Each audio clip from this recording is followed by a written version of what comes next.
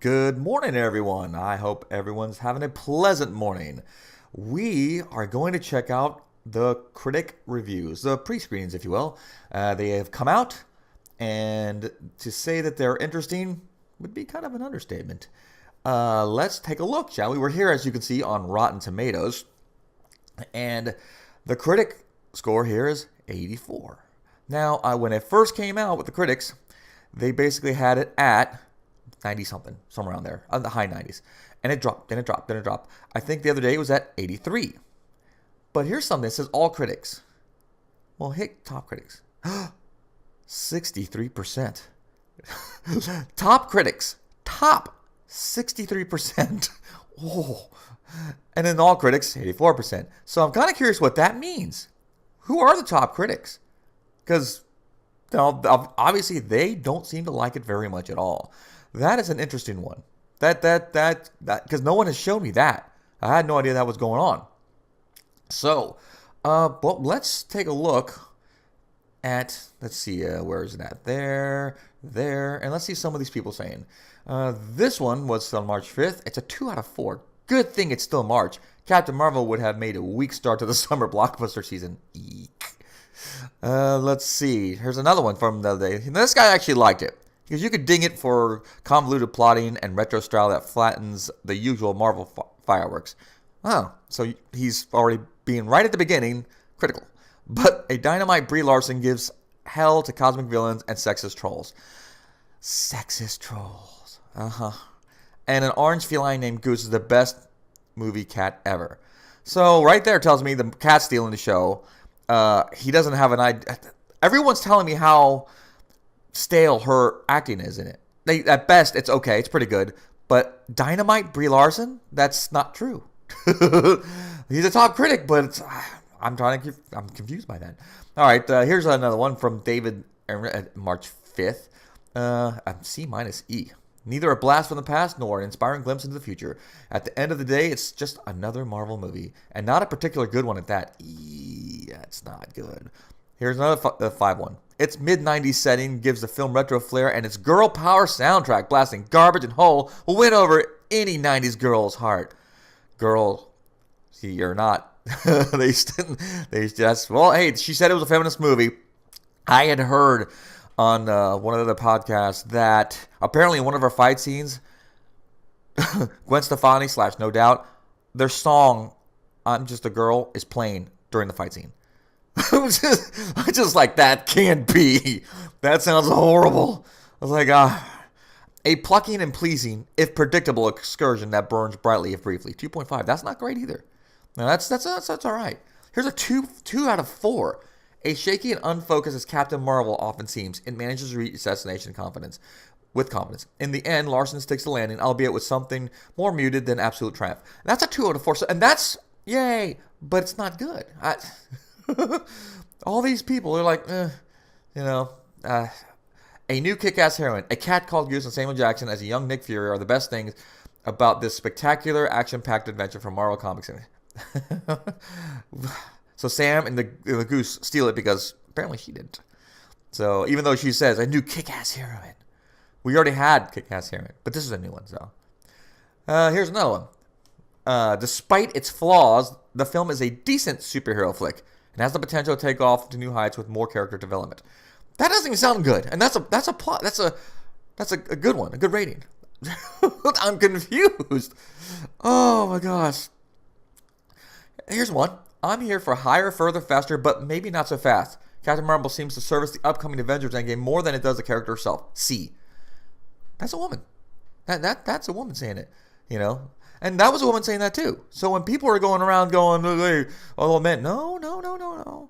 So here's another one. We are at the point where the visuals of such powerful female heroes are rare enough that its sheer existence makes you giddy. So the existence, the visuals.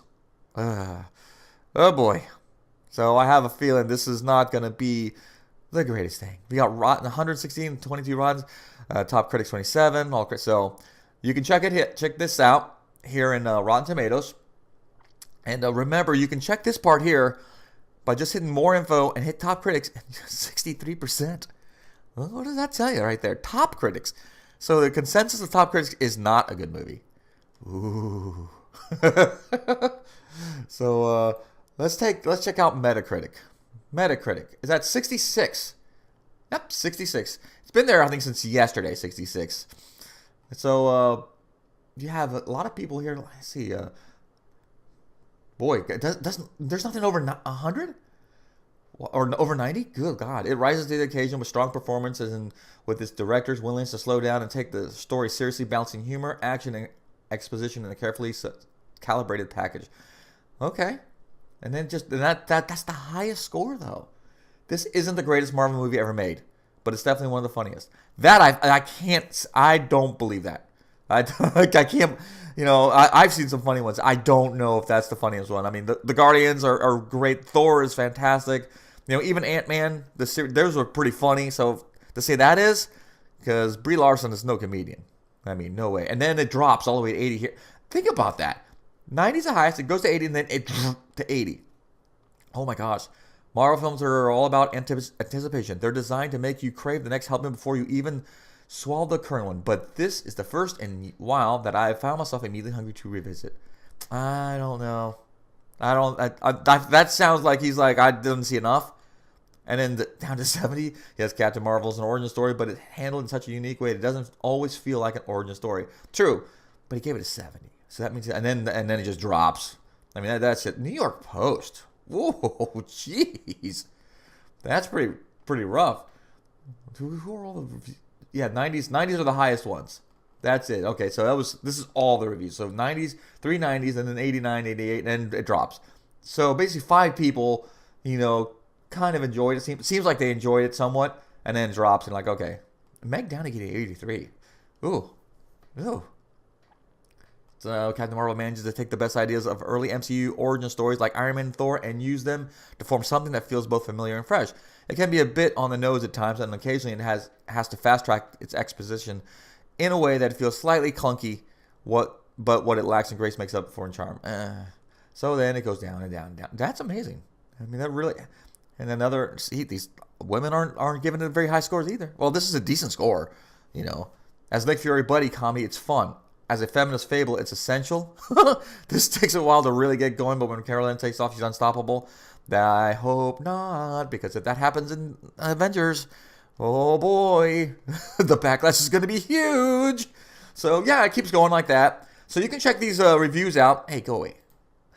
You can check these reviews out here over in Metacritic.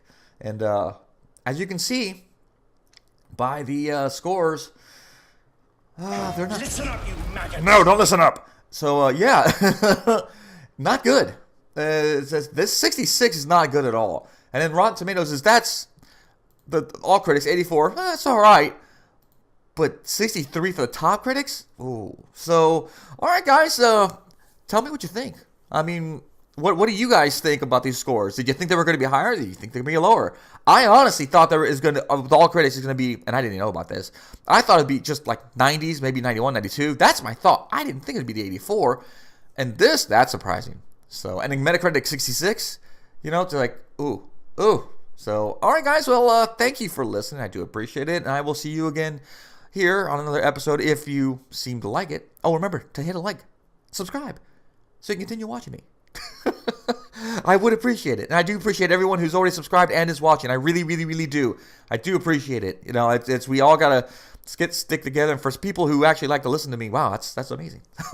So I'll see you guys again here another episode of Curious J Talk. Bye-bye.